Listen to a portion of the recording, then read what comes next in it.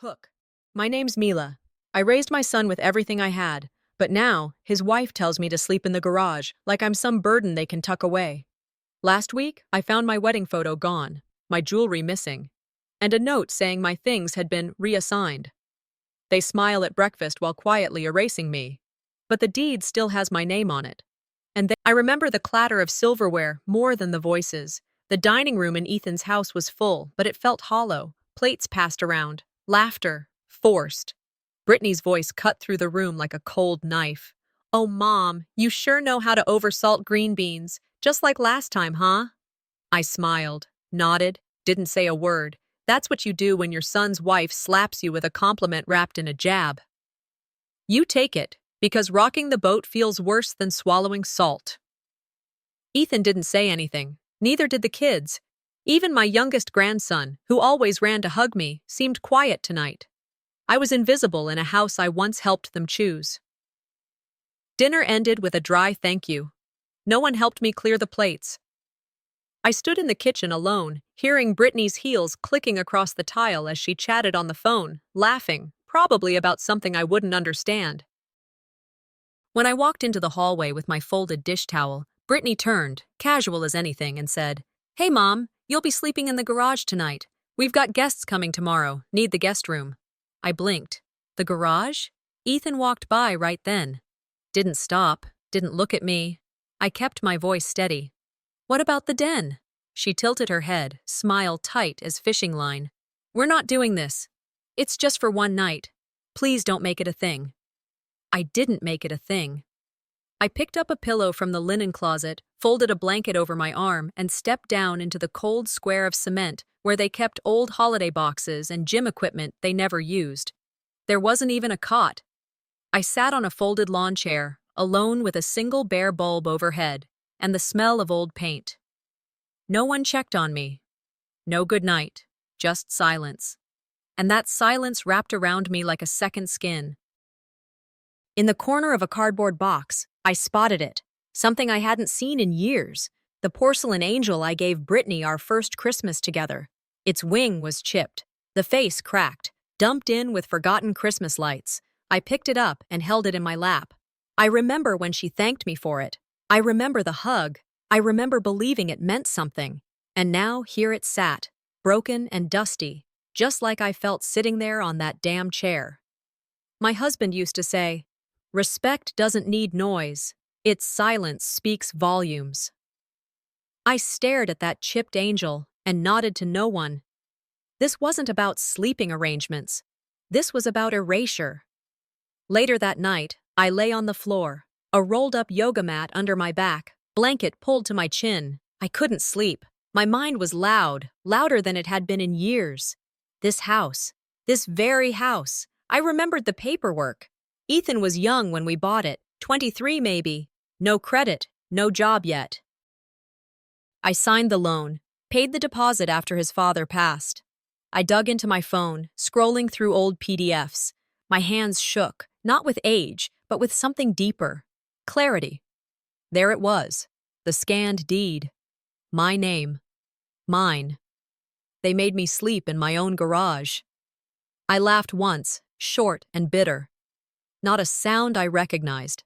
Then I just lay there, eyes open in the dark, as the noise in my head started turning into something else, something clearer, sharper. By dawn, I stopped trying to sleep. I sat up, pulled the blanket off, folded it neatly. This wasn't just about Brittany. This was about every quiet moment I let slide, every insult I let pass, every time I thought silence was strength, when really, it was surrender. I stood up and looked around the garage, the clutter, the dust, the neglect. A perfect metaphor. I wasn't going to raise my voice. I wasn't going to make a scene. But I was done sleeping in garages. I woke stiff, the concrete cold beneath me.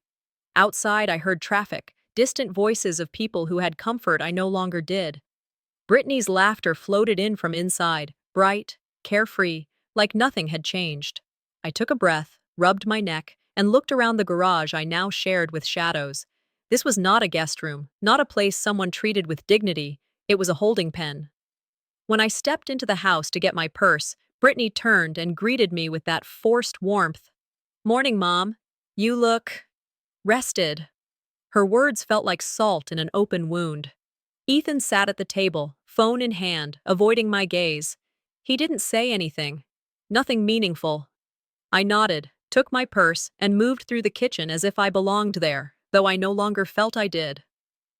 Later in the afternoon, walking past the hallway toward the living room, I paused. A voice drifted into the hall, one I recognized. Brittany, pacing, phone pressed to her ear. "Once the refinance clears," she said, "this house will finally feel like mine." My breath caught. She continued, "Yes, it's still under her name now, but Ethan's signing on. I handle the paperwork. She won't even know the details." I stayed frozen just outside the doorway, heart pounding. Then I heard Ethan's voice behind her, tentative. "Brittany, we should tell Mom. She's still on the deed." Her laughter, low and brittle, cut through the air. "She'd never understand, Ethan.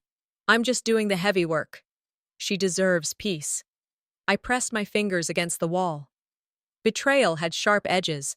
It wasn't loud. It was the softest shift under your feet that changes everything.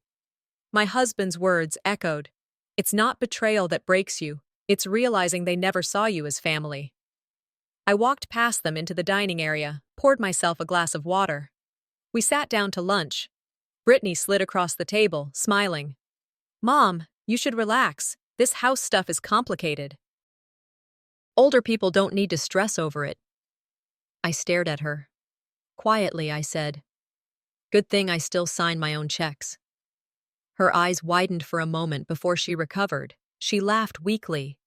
Ethan shifted in his seat, uncomfortable. Under that table, my hands shook.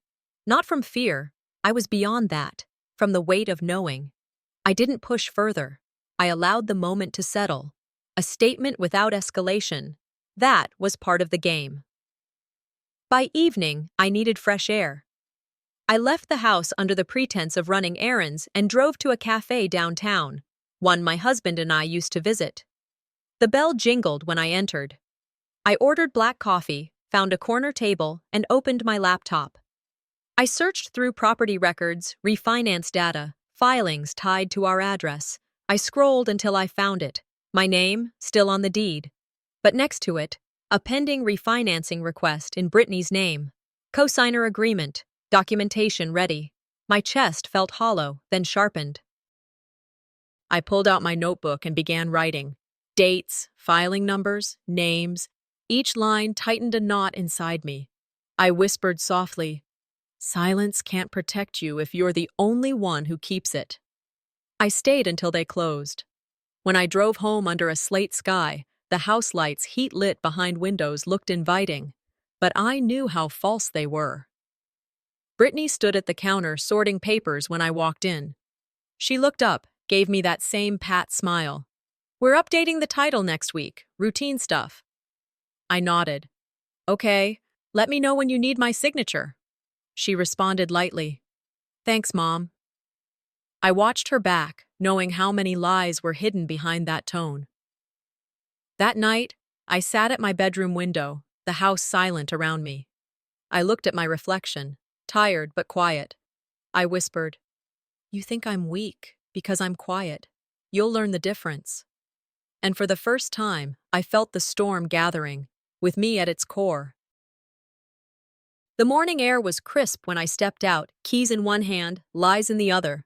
I told Brittany I needed to run a few errands, groceries, gas, whatever sounded mundane enough to keep her disinterested. She barely looked up from her phone, probably too wrapped up in whatever fake version of our life she was feeding the world online. I kept my voice even, casual. "Don't wait up," I said. I didn't need her eyes following me that day. The county recorder's office smelled like paper and quiet. I waited in line, the folder I'd brought clutched tight in my hand, heart calm but alert. When my turn came, I asked to see the most recent deed for my home. I smiled like it was just routine. The clerk typed a few keys, then looked at me with a slight tilt of the head. "There've been some recent filings," he said. "Show me everything linked to my name," I told him. He hesitated. Just for a second, but I caught it. The flicker of confusion, maybe guilt, maybe just unease. He disappeared into a back room, and when he returned, he slid a few papers across the counter. I found it almost immediately, tucked between two innocuous forms, one labeled Notice of Lien, dated 2 weeks ago. My address, my name, my signature. Except it wasn't. I stared at it long enough for my fingers to go cold. The loops, the slant. It mimicked mine, but my bones knew better. That wasn't my hand. That wasn't my ink. That was theft, dressed in familiarity. I swallowed hard and asked, "Is this signature legally binding?" The clerk, now visibly uncomfortable, nodded.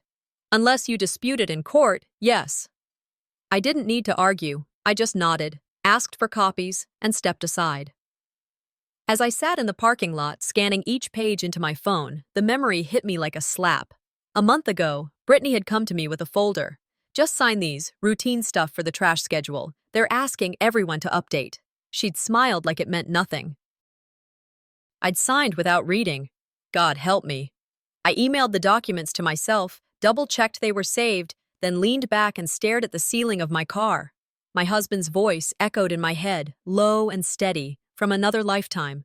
"Never sign anything you didn't read yourself, no matter who hands it to you." He'd warned me. I'd let love dull my instincts, not anymore. I pulled out of the lot and headed to my bank. Carol was working. Thank God. I'd known her for decades. She'd seen me through every stage of life. As soon as she saw me, she smiled. "Mila, haven't seen you in weeks." "I need your help," I said. My voice was firm but kind. She sensed something immediately. "What's going on?" I leaned in. "I need you to check if any accounts or credit lines have been opened under my name or my social." Her eyes scanned mine, then she nodded slowly and pulled up the screen. A few clicks later, she froze. "There's a line of credit," she said carefully. "It's connected to your address, but the name on the account, it's Brittany Reynolds." I felt it before I fully processed it, that rush of heat behind the eyes, the dry burn of truth slamming into your ribs. "She used my house," I said. Carol didn't answer. She didn't need to. "I need a printed copy," I said. "For legal reasons." She handed it to me, then said gently, "This is beyond family now, Mila. You need a lawyer. This is fraud." I nodded. "Yeah, I know." By the time I left the bank, the sun was already softening. Late afternoon, turning toward dusk. I didn't go home. I couldn't. Not yet. I ended up sitting in the grocery store parking lot. I didn't go inside. I just sat. It was worse than the garage. Worse than the looks. The signature. That was erasure. It was the act of rewriting me out of my own life. I let the tears come. Not many. Just enough. I wiped them fast, took a deep breath, and whispered to no one. "You're not weak for feeling. But you're doomed if you freeze." I called Jenna, old friend, trusted, real estate lawyer. "Hypothetical question," I said. "What happens if someone uses your signature without permission on a home loan?" Long pause. Then, "Start a paper trail, immediately. Every call, every doc, every word. Don't confront them until you have leverage." I thanked her. Drove to the pharmacy, bought a small, sturdy notebook. Black cover. Thick pages. When I got home, the house smelled like garlic bread and lies. Brittany had company. Ethan was laughing at the head of the table, wine glass raised. I stood at the doorway, watching her flit from one guest to another, laughing, pouring drinks like nothing rotten hid beneath the gloss. She saw me. Her smile didn't falter. "Hey, Mom, you want a plate?" I didn't answer. I just looked at her, long, steady. And I walked down the hall, past their borrowed laughter, and into my room. I locked the door behind me. The documents went into the desk drawer. Then the new notebook. I wrote on the first page, the ledger, and under it, the date, the time, the beginning. I closed the drawer, locked it. "They think I'm standing still," I whispered. "Let them." I woke with a stiff neck and that same thick feeling in my chest I hadn't been able to shake since the trip to the county office. My back ached from the old guest mattress, but my mind was sharper than it had been in months. I laid there, eyes open, staring at the ceiling fan. Brittany's voice still echoed in my head from the night before, all honeyed charm for her guests. That version of her never fooled me. Not anymore. I walked into the kitchen, kept my pace steady. She was already there, flipping pancakes, humming a tune like she'd just won something. Ethan sat at the counter sipping coffee, his eyes glued to his phone. Brittany turned halfway toward me, smile polite but empty. "Good morning?" I looked her straight on. "Anything come in the mail for the house?" She didn't even blink. "Just junk," she said, too fast. "Nothing important?" I nodded once, slowly. "Good to know." I poured my coffee and walked out, but the lie? I felt it. And it only sharpened what I already knew. She was covering something. Mid-morning, I made up an excuse about dropping off some old forms, recycling paperwork, I said, and headed back to the county office. The same clerk from before was there. I gave him a little smile, leaned in like I had all the time in the world. "I was thinking," I said casually, "maybe we could trace the chain of title on my property for the last year. Just curious what's happened behind the scenes." He hesitated, then nodded. "Let me pull the file." What he brought out looked thicker than last time. He laid it out on the counter. I opened it and began scanning line by line. Most of it was dry legal jargon, until I found the name. A shell company, tucked between filings, connected to a waste management service. That company was registered under a different name, one I recognized. Brittany's daughter. Still in college, never worked a real job, and somehow she had her name tied to my home. I felt a heat crawl up the back of my neck. The path was clear now. A document buried deep showed a quiet deed reassignment. My property was funneled through this shell business, masked under the guise of waste disposal, then redirected again. It was clean on the outside, legal looking, but every line reeked of manipulation. I took photos with my phone, as many as I could, fingers trembling only slightly. I didn't say a word as I left. Back in my room, I laid everything out on the bed, side by side. Pages, dates, signatures. I drew a map in my notebook, how my home moved from me to a dummy company, then lined up with Brittany's accounts. It was methodical, cold, deliberate, and I'd missed it because I was too busy trying to stay polite. I stared at the words I'd written in my journal. Why now? What triggered her? I thought about my late husband, how he warned me once at the dinner table. People don't come for your throat first. They cut off the corners, quietly. By the time you notice, the room is smaller and you're already boxed in. Brittany wasn't rushing. She was cornering. That weekend, we hosted a small family brunch, casual, cheerful, the kind where everyone wore their best smiles and lied through their teeth. I waited until the second round of mimosas, when the table was warm and the room felt safe. "So," I said lightly, "what are we calling the house now? Is it under Reynolds' waste or still our place?" The table paused. Brittany laughed, too hard. "What are you talking about, Mom? Still your house, of course." I leaned back. Because county records say otherwise. You'd be surprised what public documents show." She froze, just a blink. But I saw it. I didn't raise my voice, didn't point fingers. "I've seen the records," I said, firm. "The redirect, the shell name, the title shuffle. You want to tell me how your daughter's name got wrapped into my deed?" The room went still. Ethan choked slightly on his drink. And nobody else spoke. Brittany blinked, recovered. "That's just a misunderstanding, some restructuring stuff." "Is that so?" I replied. "Because the structure seems pretty crooked from my end." She looked at Ethan, but he didn't speak. He just looked down at his plate. I stood, slow. "Let me make this clear. I see what you're doing, and I've documented everything." I didn't wait for a response. I left the room with the kind of calm you only earn after you've been burned enough to stop flinching. That night, I didn't sleep easy. I tossed, turned, replayed every move I'd made over the years that let things get this far. But around midnight, I sat up and wrote, "Don't rush. Let truth unravel them. I placed the latest records in a new folder, slipped it into my tote bag, and locked it. Tomorrow, I'd dig deeper, not out of fear, but because I finally saw the whole board.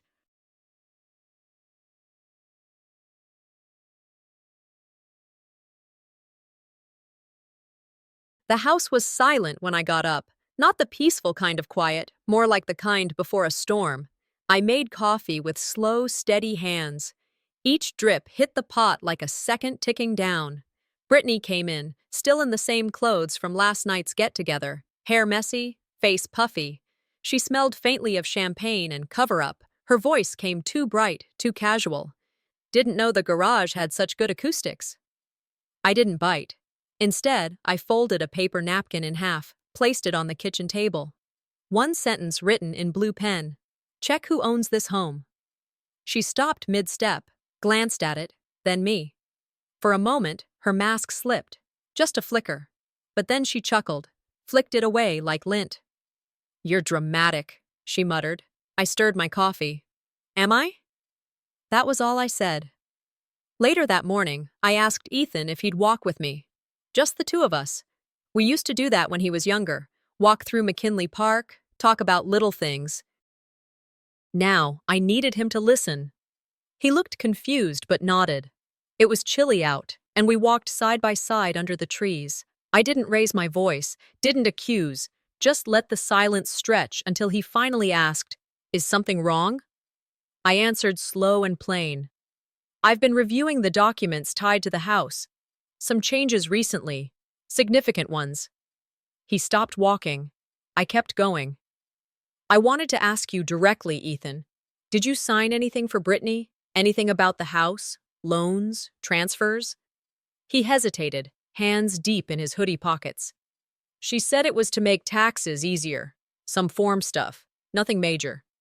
I turned to face him. "Did you read it?" "No." She explained it. "Ethan," I said, not unkindly, "if that signature lands in court, you'll be asked about it, under oath." His eyes widened. "Are you saying, Mom, I didn't mean to do anything wrong?" "I'm not saying you did," I said. "I'm telling you, you're in it now. Whether you knew it or not." He looked down at the sidewalk like a scolded child, and that broke something in me. I wasn't even angry. I was tired. Tired of raising a boy who grew into a man who'd rather go quiet than question lies. That afternoon, I went to the public library downtown. No prying eyes. I made clean photocopies of everything. Forged loan pages, title transfers, corporate shells, each one stacked in perfect order. Then I typed a note on their printer. Thought you should know who you're dealing with. I put everything in a plain manila envelope. No name, no return address, no dramatic gestures. Back home, I waited until Brittany left for her afternoon yoga class. Then I placed the envelope by the front door, dead center on the welcome mat. After that, I drove to Safeway, bought groceries, chatted with the cashier. It wasn't about being sneaky. It was about making her feel what I felt, something under her skin she couldn't shake. When I walked in an hour later, I heard her before I saw her, Brittany pacing in the kitchen, heels clacking against the tile.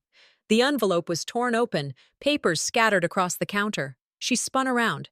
"Is this some kind of joke?" I stared at her. What would be funny about fraud?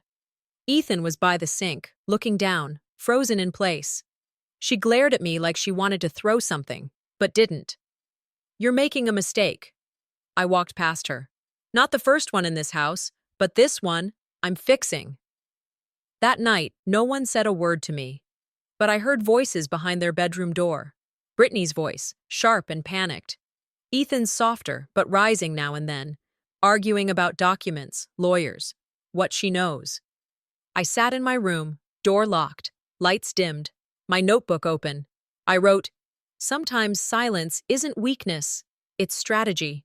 I slipped the original records under a new floorboard I'd loosened behind the closet shelf, locked the closet, set a chair against the door, and for the first time in weeks, I didn't feel small. I felt sharpened.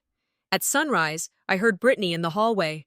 She was on the phone, her voice low, rushed. "Hi, yes, I need to speak to a lawyer."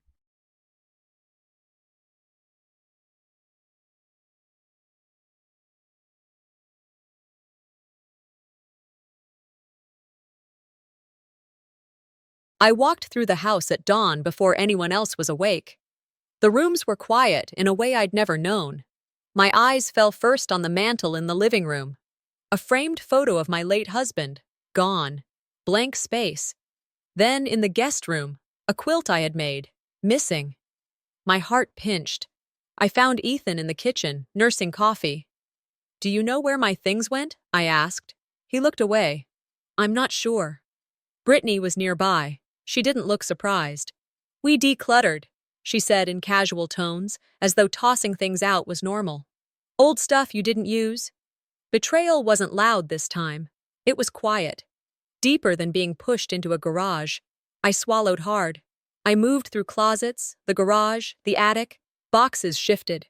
Shelves disturbed. And then I found an envelope, my name in neat handwriting on the front. Inside were lists, jewelry, books, art pieces. My grandmother's locket was on one list. A typed note slipped in. Transferred under new title. Brittany trusted agent will catalog. My chest tightened. My throat burned. But I held still. I photographed every page. Evidence. I had to.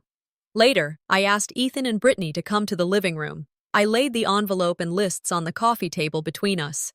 "These are my things," I said, voice quiet but firm. I did not consent to their removal. Brittany laughed, unease in the sound. "They were old things that needed to go," she said. I responded, "You removed heirlooms. You erased part of me." Silence stretched. Ethan looked between us, uncertain, shrinking. They didn't argue. They didn't deny much. Their silence acknowledged more than words. After they left the room, I went to my journal. I wrote in careful script, "I know who I am, even if they try to strip me piece by piece." I remembered Maya Angelou's words. "You may not control all the events that happen to you, but you can decide not to be reduced by them." I decided then I would catalog everything.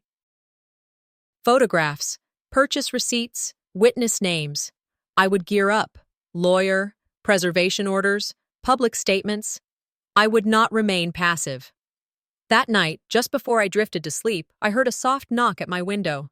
I lifted the curtain and saw Darian, the neighbor, holding a phone. He whispered, "I saw someone moving boxes last night. Want me to play you the video?" My heart froze. This might be my break.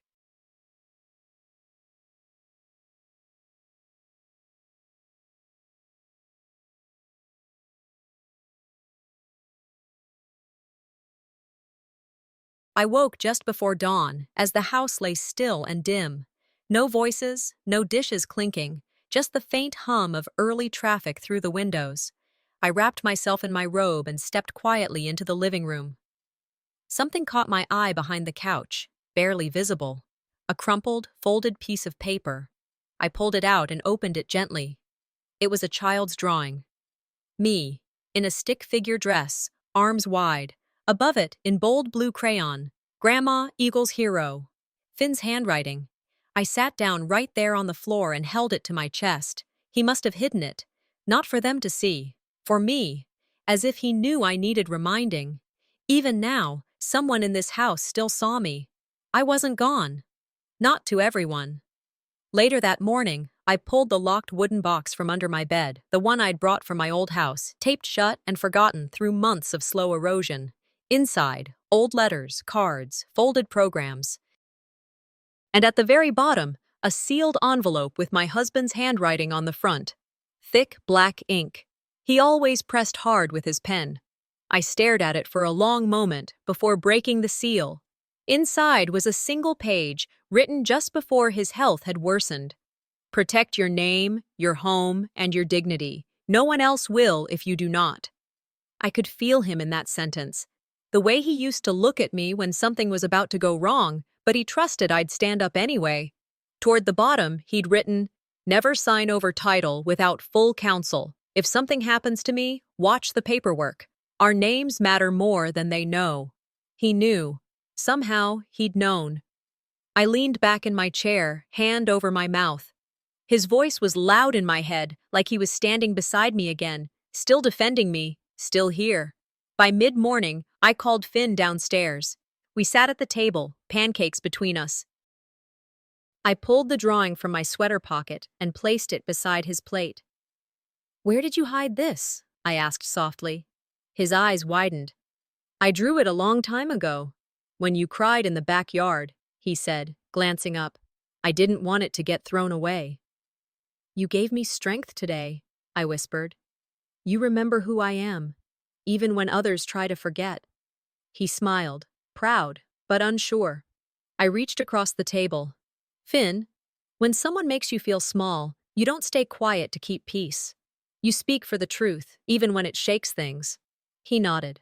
"Okay." And I believed he meant it. By noon, I was back at my desk, spreading the letter beside the fraudulent documents I'd been collecting. I started connecting dots, dates, signatures, filing clerks. My husband's words gave me a lens, a framework of what they were trying to erase. This wasn't just paperwork anymore, it was moral theft. I opened my laptop and began drafting an open letter, not to send yet. Not to the courts or the press, but for me, a statement of facts, no drama, just truth. I outlined legal next steps, preservation orders, an early meeting with counsel. I circled the phrase from my husband's letter, "Your name matters." I sat still for a long time, then underlined it. As the sun dipped lower behind the tree line, I stood to stretch. The shadows in the room had turned golden, long, and stretched. My phone buzzed. It was Myra. Her voice came through low and sharp. "I just got a call from a realtor. Your name's being listed. They said you've been incapacitated. That's how it's being filed." I didn't even flinch. I just stood there, gripping the phone. Myra paused. "Are you okay?" I looked out the window and let the words settle. "They're planning to push me out while I'm gathering strength," I said. Then to myself, cold and clear, "They'll regret underestimating me."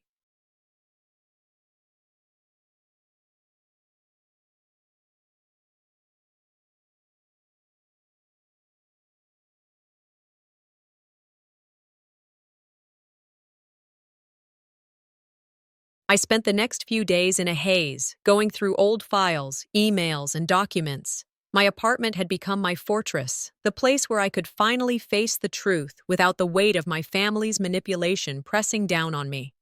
Every piece of paper, every email, felt like a key to unlock the truth that had been hidden for so long. "If I can just find that one thing," I muttered to myself, flipping through the stacks. "Something that can prove everything." The air felt thick, the tension unbearable. I knew what I was about to do could change everything. It could sever the last thread of connection I had with my family. But maybe that's exactly what I needed. As I searched, the memories flooded in. The times I was expected to be the peacemaker, the constant guilt trips, the lies I had swallowed because I thought they were all just part of family life. I had been living in a fog of self-doubt, convincing myself that it was all normal. But now, I was awake, and I needed to face what was really going on. "If I do this, it will be the end of everything I've known," I thought, staring at the files spread out before me. But maybe that's the only way forward. The silence in my apartment was deafening as I continued to search, each passing minute adding weight to my decision. It wasn't just the betrayal that hurt, it was the realization that I had spent my whole life believing in a lie, that I had sacrificed everything for a family that never truly saw me. Then, just as I thought I might give up, I found it. The email. The one that tied everything together. Not only did it implicate my mother, but it also revealed something far worse. My father's role in it all. My hands shook as I read through the message, the truth hitting me like a punch to the gut. "I knew it. I knew they were hiding something," I whispered, staring at the screen in disbelief. "This is it. All those years of trusting them, of believing in their version of the family, came crashing down. The evidence was right there in front of me, and there was no turning back. For a moment, I just sat there, numb. How had I let it go on for so long? I had convinced myself that they had my best interests at heart, but now I saw the truth for what it was: manipulation, deceit, and betrayal. All these years, I believed in them, I thought, my heart sinking.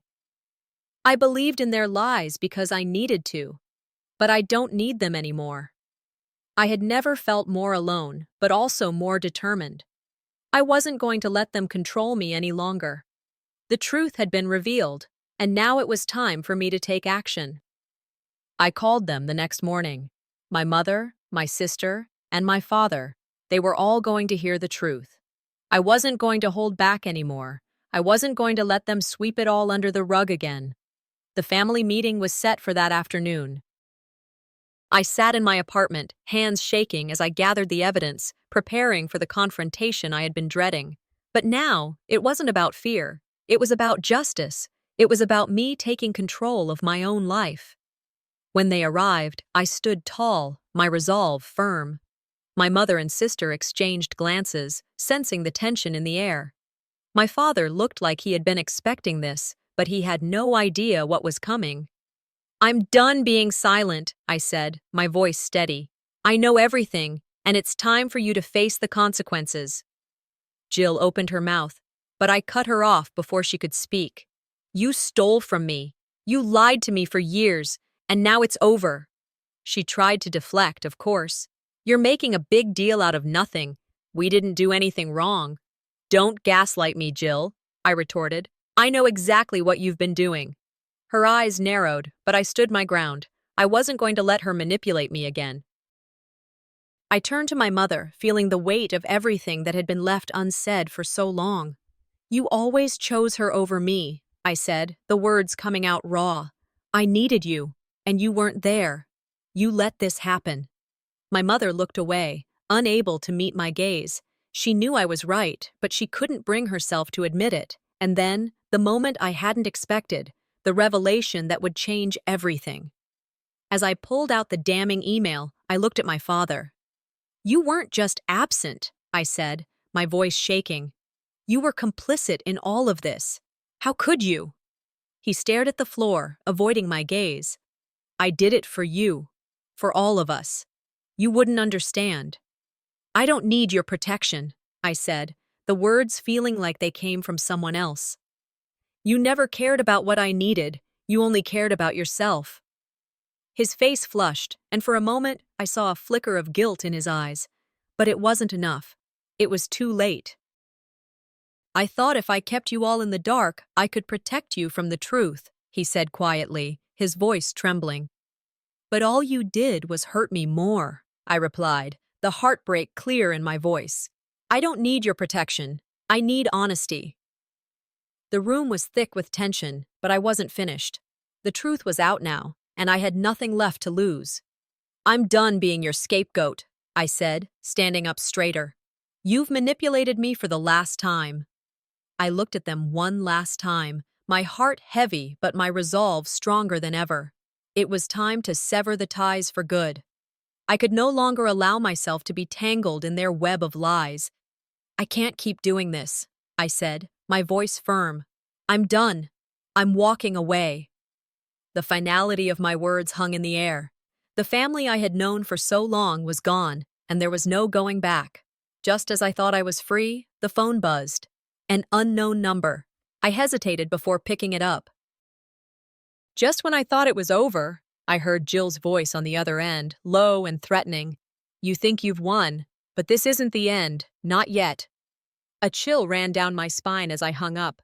What had I just unleashed? I sat in the quiet of my apartment, surrounded by the remnants of my journey. Files, emails, and documents were scattered on the coffee table, each one representing a piece of the puzzle that had finally come together. The weight of everything that had happened in the last few weeks seemed to settle in, and for the first time, I allowed myself to breathe. It felt like a small victory, but also the beginning of something new. "I thought this moment would bring me peace," I whispered to myself, staring at the mess of papers. But now I realize it's just the beginning of something else. The truth had come out, the confrontation had happened, and yet something still lingered. It wasn't relief I was feeling. It was a quiet, painful acceptance. The scars of betrayal and manipulation didn't just disappear once the truth was revealed. They would remain, a part of me forever, a reminder of everything I had sacrificed for a family that never truly saw me. I've fought for my right to be heard, but the scars will never completely fade, I thought. The realization sinking in deeper than I expected. I had confronted my family, exposed the lies, and severed ties with them. But the emotional toll of that betrayal still sat heavy on my heart. Despite the anger and resolve I felt in the moment, I knew the journey to healing was far from over. My phone buzzed, breaking the silence. It was a text from Jill, my sister. "You've hurt us too, Amber. Don't you think it's time to let go of the past?" The message read. I stared at the screen, the words stinging. She still didn't get it. They never did. I took a deep breath before typing a reply. "The past will never be gone, Jill. Not for me, not for anyone, but I've learned how to live with it." I hit send, then set my phone down. There was nothing more to say to her. The family I had once hoped would change had made it clear they never would. Sitting back in my chair, I allowed myself to feel the weight of my decision. I had made the choice not to forgive them, not on their terms, not on their timeline. This was my life, and I was going to live it for myself, not for them. I don't need their forgiveness to move forward, I thought, the words ringing true in my mind. I'm not the one who's broken. I looked around my apartment. It was quiet, almost peaceful, but it also felt like the calm before a storm. Despite everything, I knew this was the right choice. I had to release myself from their grip, and that meant not looking back. Not now, and not ever. The past would always be a part of me, but it no longer defined me. The decision was made. I wasn't going to keep carrying their burden. I had spent my life trying to hold everything together, trying to be the perfect daughter, the perfect sister. But not anymore. I had finally chosen myself. I sat at my desk and began drafting a letter to my family. My hands were steady as I typed, but my heart ached with every word. "This is the last time I'll speak to you," I wrote. "I've chosen myself now, and that's all that matters." Once the letter was finished, I felt a strange sense of liberation. The words were final, and once I sent it, there would be no going back. I would no longer be tethered to them, no longer be their scapegoat. I hit send, and just like that, it was done. The finality of it settled over me, bittersweet. There was a sense of loss, of course. No matter how much I had been wronged, they were still my family. But I also felt a profound sense of freedom. For the first time in my life, I was making choices for myself, without any consideration for their opinions or needs. I stood up and walked over to the window, looking out at the world beyond. The sun was setting, casting a warm glow across the skyline. It felt like a new beginning. I knew it wasn't going to be easy. Healing would take time, and I would have to rebuild my life from the ground up. But for the first time, I felt confident in the path I was choosing. "It's not about what they did to me anymore," I said aloud to myself, the words comforting. "It's about what I'm doing for myself now." And then, a soft knock at the door. I wasn't expecting anyone, but as I opened it, I found a letter sitting on the welcome mat. It was sealed with no return address. My heart skipped a beat. I ripped open the envelope, my fingers trembling as I unfolded the note inside. The message was brief, yet it hit me like a ton of bricks. "You think it's over, but it's far from done." The words lingered in the air, thick with menace. I stood frozen, the last shred of certainty slipping away. I had thought I was free, that I had left my past behind, but now the shadow of my family loomed larger than ever.